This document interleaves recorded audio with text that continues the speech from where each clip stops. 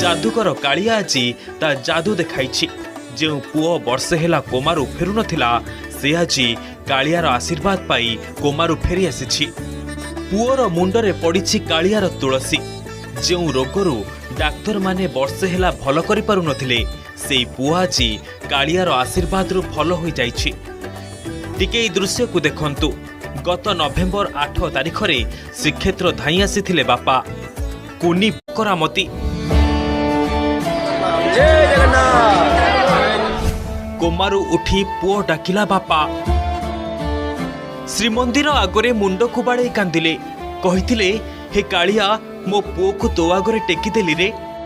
जहा करिबू एबे तू ही करिबू। मु एबे हारि जाइछि।